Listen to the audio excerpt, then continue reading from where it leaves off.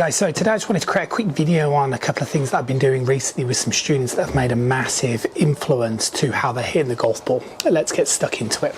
I was quite keen to put this video together because I want you guys experimenting with exactly the same feeling as well. Now, often on the channel, and those of you that have watched the channel, obviously, you know, with an element of interest, will have known that one of the things I'll often talk about is width. And I'll always talk about the right arm's relationship of trying to feel like it's pushing the club away.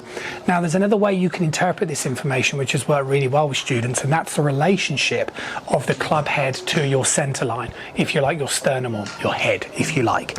Now, a couple of students literally today that have been in for lessons were struggling with a backswing position, well, struggling with consistency for one, struggling for distance, so quite common amateur problems, hitting the ball with a bit of an open face, lots of spin, etc.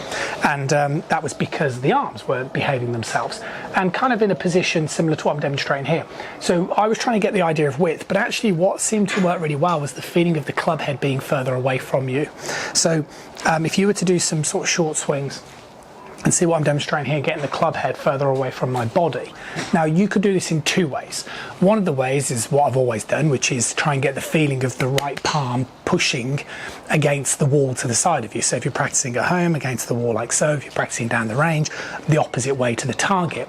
And that is a really good position because it gives your arm a really good chance of starting the downswing like so and bringing that club and getting it into a good impact area rather than, you know, this and then doing something like this, right?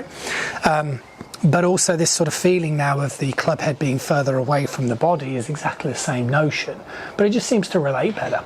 Now, the good thing is from here, what the other golfers were also working on was making a very conscious effort to start the downswing this way.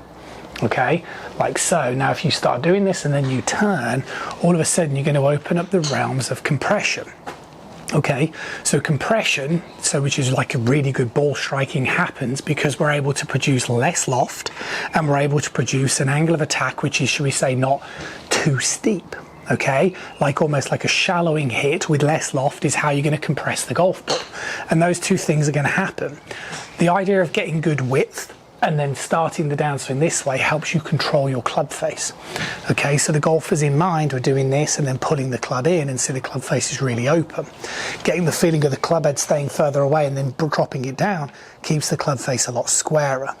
Okay, so that's one big benefit. The second thing is, both of these golfers in mind were very sort of arms and lack of body movement.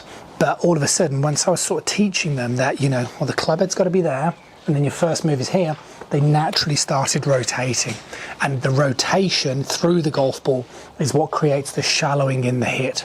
So if you don't turn and you just pull down your arms, it's always going to be very steep in that hitting motion. And again, doing that with an open face is what produces all this sort of curvature that you don't want.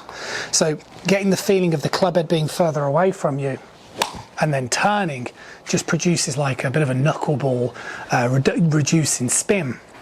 And like I say, if it related to two golfers, I've been sharing it with a couple of my online students as well as a bit of a feeling, it just makes a massive difference. I know in my golf swing, width is a massive part of it, holistically through driver, wedges and everything. And hopefully this video will help you guys out as well. See you soon.